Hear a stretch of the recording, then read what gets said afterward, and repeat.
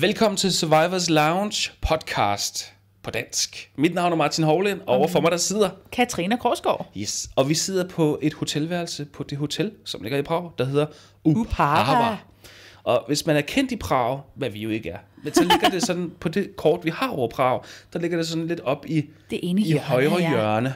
Og gemmer sig lidt.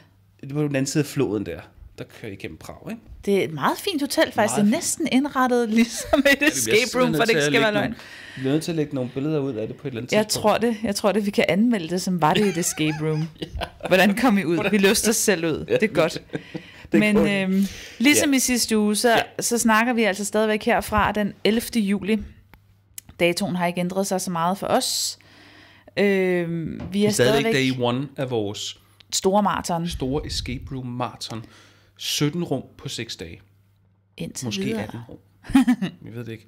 Men 17 rum i hvert fald på 6 dage. Og vi er stadig på day one. Klokken er nu 21:13 på min computer. Ja.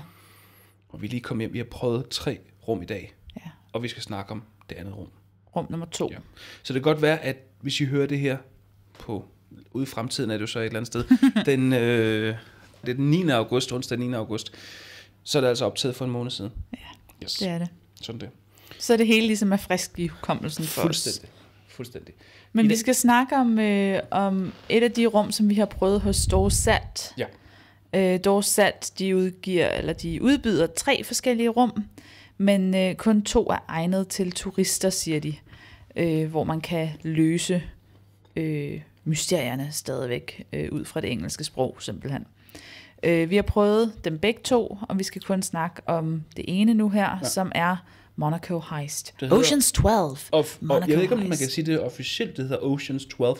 For helt ærligt, jeg tror ikke, de har købt rettighederne til Ocean's. Det tror jeg heller ikke, de har. Men de kalder den det. ja, skiftevis kalder de det Ocean's 12 Monaco Heist. Andre steder, så står der bare Monaco Heist. Monaco Heist. Ja. Det går igen. Vi skal nok også sige, det kan godt være, at de kalder den Ocean's 12 nogle steder. Det er ikke så meget nødvendigvis med filmen at gøre. Altså, man kan sige, at det er måske inspireret derfra. Vi joker jo faktisk lidt med, at det er lidt mærkeligt, at den hedder Ocean's 12, når vi er de absolut mindst Ocean's 12-agtige figurer, de kunne sætte ind i det heist. Særligt i forhold til det, der kommer. Men det kan være, vi skal snakke om det. Fordi setupet til Monaco Heist er så simpelt, så det næsten kan være. Der er en rigmand, millionær, billionær, hvad han nu er. Og vi mangler penge. Og han har en stor diamant. Fedt. Du har 60 minutter til at stjæle den. Fordi han kommer hjem om 60 minutter. Ja, så der skulle du ligesom være ude igen. Så skal vi være ude. Så der er 60 minutter til at stjæle den her diamant. Det er jo dejligt, nemt og overskueligt, må man sige, og til at gå til historiemæssigt. Ja. Og vi kommer ind i hans kontor til at starte med. Ja. Hvad tænker du om kontoret og selve indretningen? Vi skal snakke om selve rummet. Jamen, jeg var jo her bliver vi jo nok lidt uenige, fordi jeg var jo faktisk ganske positivt overrasket, synes jeg. Jeg synes jo, det faktisk var et meget pænt rum, vi kommer ind i. Jeg ved ikke, om jeg sådan vil sige, wow, det her det er typisk rigmand, men det her det er tydeligvis en person, som har noget for kunst, og som godt kan lide kunst, og som hænger mange billeder på sin væg. det var ja, det er mange billeder. Vi kommer ind i et kontor. Okay, tager jeg den. Der er plastret til med billeder over det hele. Så det var den negative udgave? Nej, og det er ligesom den dekoration, der er. Der hænger også nogle masker, og de skal bruges i et puzzle. Mm. Og så er der et skrivebord selvfølgelig, og der er en computer, og det første puzzle, man skal løse, det er, at vi skal gætte passwordet på computeren. Ja. Og hvor logisk set kan det password så gemme sig? Det siger vi ikke noget om. Men der hænger en masse billeder på væggen. Hallo. Hvor tror I monstro er? Lige præcis, ikke? Jamen, de her billeder, det bliver lidt sådan et gennemgående tema, at det skal man bruge over flere omgange. Også der er en årsag til, at de hænger der. Hvilket er meget fint. Man bliver ligesom lidt videre rimelig hurtigt, så det er ikke den største spoiler. Man bliver rimelig hurtigt lidt videre fra hans kontor ind i et stort baglokale til hans kontor i virkeligheden, som mest af alt ligner en kombination af en form for meget pæn dagligstue eller lounge / lille bitte bibliotek. Jeg ved ikke, hvad det er. Nej. Det er et hvidt lokal, og der er igen meget kunst på væggen. Han er meget glad for kunst, den her rige mand. Ja. og det synes jeg nu, jeg er jo nok lidt mere negativ omkring rummet, men jeg synes faktisk, det var meget fedt, at det er Magritte-billeder, der hænger der. René Magritte, det har med de der mænd, der falder ned fra himlen, og ham, det der med den der kontormand, hvis ansigt er blevet erstattet af et æble, og det er ikke en pib, og alle de der kendte surrealistiske billeder. Det er hans billeder, der hænger derinde. Og dem, de skal bruges til noget. Ja, det skal de. Godt sige, ikke? Uden det er en spoiler. Og det synes jeg, det fungerede rigtig fint, synes jeg. Ja. Med de forskellige puzzles, der nu er derinde. Vi skal jo selvfølgelig ikke sidde og gennemgå dem alle sammen. Nej. Men man finder en masse objekter, som skal bruges undervejs. Ja. Og du skal bruge billederne rigtig meget. Jeg synes, det også fungerede ganske fint, at selvom at du går fra et lokale og over i det næste, så er du ikke færdig med det første lokale af den årsag. Du bliver faktisk tvunget til at gå lidt frem og tilbage nogle gange, og bruge begge rum, kan man sige, og indholdet i dem begge. Men det er meget sjovt, det hedder Ocean's 12. Jeg har ikke set film. Har du set film Ocean's 12? Det må jeg jo nok indrømme, at det har jeg ikke. Nej, det er jeg heller ikke. Er der noget med kunst i den?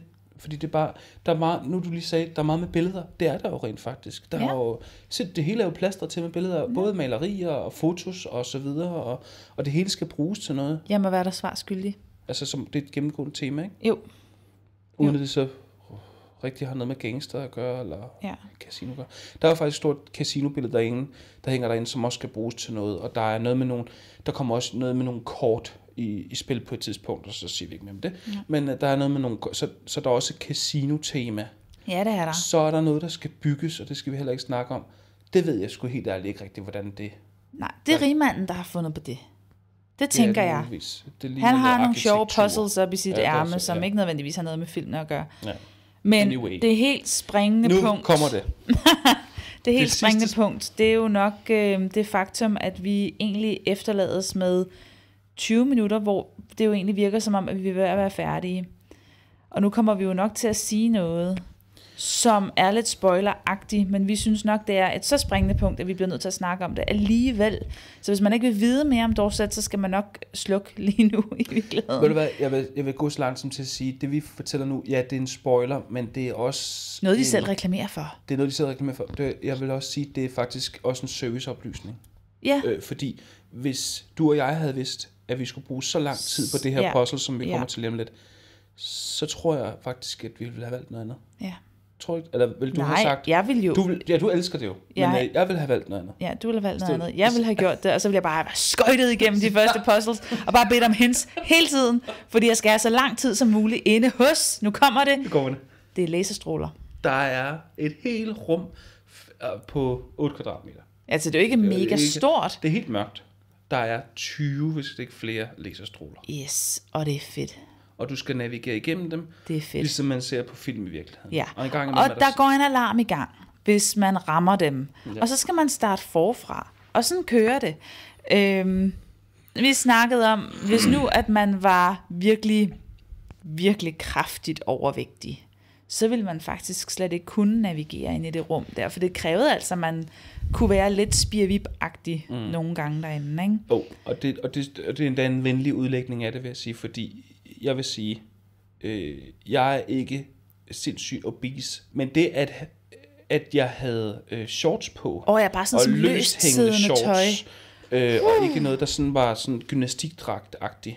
Det var faktisk en udfordring. Og det tror jeg, det ville have været for selv almindeligt byggede mennesker, hvis de bare havde sådan nogle baggy shorts på, eller baggy pants, eller et eller andet. Eller en t-shirt, der måske flagrer lidt for meget, eller hvad ved jeg. Man skulle virkelig have kontrol over alle kropsdele inde i det lokale. Ja. Eller også så skulle du bare være virkelig væver og lille. Og vi kan jo også godt sige det, som det er. Vi klarede det ikke med de laserstråler. Vi fik en hjælpende hånd. Så der er jo en mulighed for stadigvæk at kunne klare spillet, selvom at man kommer ind og er meget overvægtig, eller har en 9 måneders graviditetsmave på, som heller ikke ville kunne have klaret det, vil jeg lige sige.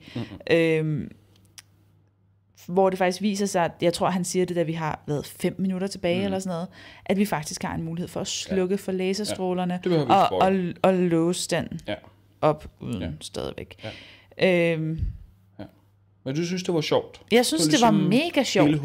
Og jeg synes, at jeg havde bare lyst til at fortsætte med at prøve. Jeg synes, det var helt vildt sjovt. Men jeg synes, at hele ideen om, at han pludselig hopper ind og siger, I kan faktisk bare godt fjerne den her forhindring, som jo egentlig er stillet op for jer.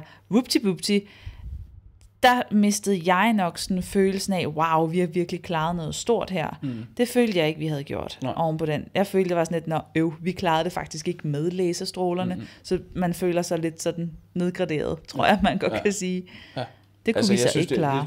Det store problem var nok ikke for mig, at vi kunne slukke for laserstrålerne. Det synes jeg jo var dejligt, fordi så kunne vi komme videre med spillet. Det store problem for mig var, at du har teknisk set et puzzle, der fylder 20 minutter. Du skal være 20 minutter eller 30 minutter om at løse. Ja. Så er det sgu nemt at lave et escape room. Altså, undskyld mig. Så kunne de bare sætte sådan 2 ind, og så færdig bum, ikke? Jo, det er rigtigt. Og jeg tror mest, jeg er sur, fordi jeg ved, jeg vil aldrig nogensinde have kunnet komme så langt ind i det, som du gjorde. Eller komme så tæt på den skide diamant, som var derinde, som du gjorde. Så og du er sød, det er sødt sagt. Det er med til at gnide salt i såret, men sådan objektivt set, synes jeg, det er en nem måde at slippe om. Vi behøver ikke flere puzzles. Vi lægger bare sådan en kæmpe puzzle ind, som der ikke er. Vi spurgte ham jo også, hvor mange løser rent faktisk den der, og det vil han jo ikke rigtig svare på. Omkring, ja. Ikke også? Ja, nogen klarer det, og nogen klarer det jo ikke. Så det var... Men ikke noget med nogle procenter? Nej, ikke noget med nogle procenter, eller noget med at sige, det er faktisk noget, der er rigtig, rigtig svært for rigtig, rigtig mange mennesker, for det kunne jeg ærligt talt godt forestille mig, det ville være. Det tror jeg. Og der er jo en grund til, at man har muligheden for at slukke for de lasers. Ja, det har simpelthen været for svært for folk at gennemføre muligvis. Ja. Men man skal da have muligheden for at prøve. Ja, absolut. Jamen, det er også fedt, at jeg tager hatten af for, at du synes, det var sjovt. Ja, jeg synes, det var helt vildt fedt. Og jeg kunne godt være blevet ved. Ja, og som vi også snakker om, at normalt de her escape rooms, så er de jo lidt ligesom et computerspil, bare i virkeligheden, ikke? Et adventure-spil, bare i virkeligheden. Du skal gå rundt og løse nogle gåder, så skal du komme videre i historierne på den måde. Det er det her jo faktisk også med de der laserstråler. Ja, det er jo ligesom, i høj grad. Hvis det var, du skulle styre en Mario, eller hvad ved jeg, en anden karakter igennem nogle laserstråler og bevæge ham på en særlig måde, ikke? Ja. Og så døde han, skulle starte forfra. Ja. En gang til. Død forfra en gang til. Det var nok også sådan, det føltes meget at stå derinde. Ja, ikke? Jo. Hør alarmen igen. Ud til computeren og stoppe alarmen, og så en gang til. Det havde man trods alt mulighed for. Det var ikke one shot. Vi skal også snakke om ham, vores ven Patrick, vores game master, som fulgte os undervejs. Som var meget flink og glad og imødekommende. Igen oplever vi, som vi også snakkede om i sidste uge, da vi snakkede om Faust, der er en sprogbarriere. Ja. Uanset hvor sød og rar han var. Og forsøgte at være meget hjælpsom, ikke også? Så har han en accent, som jeg personligt har meget svært ved at forstå, og jeg har tydeligvis også en accent, som han har enormt svært ved at forstå. Ja. Det betød, at måden vi kommunikerede på, måden vi fik hints på i det her spil, det foregik via en walkie-talkie. Og det betød simpelthen, at når han kom med et hint, så måtte jeg gentagne gange spørge ham, om han kunne forklare det, han sagde, eller om han kunne uddybe. Og nogle gange kunne han ikke forstå. Hvis jeg bad ham om at uddybe, så skulle jeg forklare, at det er fordi, jeg godt vil stille. Ja. Eller så sagde han, I didn't understand. Ja, præcis. Så vi havde helt, og det var jo gensidigt, kan man sige. Det var også fra hans side af, ikke? At vi havde meget svært ved at forstå hinanden. Ja. Og særligt via walkie-talkie. Ikke? Ja. Som gør det vanskeligere. Ikke? Ja. Igen, som i det rum, som vi havde fat i sidste uge, det er godt nok et andet firma, men her var der heller ikke nogen skærm, hvor han kunne skrive hintsene til os. Vi bad om 2 hints, skal vi måske sige 3 hints? Det var nemlig det, der var, hvad skal man så sige, positivt. Fordelen ved, at man bruger en walkie-talkie. Ideen var, at det så var sådan tovejskommunikation, og vi også skulle kunne henvende os til ham og sige, hey, nu synes vi faktisk, at vi er rigtig stok, og nu synes vi har brug for et hint. Ja. Og så var han der, altså med det samme til at sige et eller andet. Jeg ved ikke, om han tog det der med, at han spurgte os til at starte med, hvor mange escape rooms har I prøvet, og vi slyngede ud, jamen jeg har prøvet 20 stykker. Om han tog det sådan, så bogstaveligt, så han sagde, jamen så gider jeg give jer nogle hints. Så må I selv bede om de hints. Måske. Det kan vi ikke rigtig udtale os om, fordi hvis vi havde sagt, at vi kun har prøvet 5, så er det godt, at han havde været mere over os det og guidet os videre hurtigt. Eller bare sagt, det var første gang nogensinde. Ja. Så håber jeg da, at han havde været mere over os, fordi han kunne da godt have været lidt mere spiffy med nogle af de hints nogle gange. Vores oplevelse af det var, at vi skulle spørge om hintsene decideret. Ja. Vi har brug for et hint. Og så var han der. Ikke? Men ellers så var der meget stille i den mikrofon der. Hvilket jo selvfølgelig også, indtil vi nåede det pokkers laserrum der, gav af sense of accomplishment. Det Ja, vi føles klarer som det om, selv. det her har vi styr på, vi har selv løst det faktisk hele vejen igennem. Vi er Vi spurgte om dygtige. et eller andet, vi spurgte om et eller andet hen med nogle af de der billeder, som Ja, du det husker, gør vi. ikke også? Men det var det. Ja. Resten klarede vi selv. Ja. Det var fedt. Så på den måde kan man jo sige, der fungerede kommunikationen jo godt, men sådan i de mindre detaljer, og når han skulle gå mere ned i, hvad skulle vi gøre med de der lasers, hvor han skulle forklare os, hvordan vi slukkede for dem og alt det der halløj. Ja. Det tog lang tid, Ja, synes det jeg. gør det. Yes. Men det var simpelthen Overordnet set- rummet Monaco Heist. hvad Jamen, siger overordnet du? set, så var jeg jo glad Ja. for det. Jeg kunne godt lide det. Ja. Jeg synes jo, det var sjovt at få lov til at lege lidt Mission Impossible Girl og løbe imellem laserstråler. Eller i hvert fald forsøg på det. Du er jo hermed udnævnt til holdets Tom Cruise, Tak for det. ved du. Det er en titel, som jeg skal Jeg bære ved ikke, med. at det er holdets hvad? Holdets tykke mand. Nej, du er sgu ikke. Sådan noget pjat. Anyway, du anbefaler det. Jeg synes, ja, det vil jeg godt gøre. Hvis man er indstillet på, at man skal danse igennem nogle stråler på et tidspunkt, og selvfølgelig også løse en masse puzzles, som man jo skal i. Masse puzzles er at overdrive, synes jeg.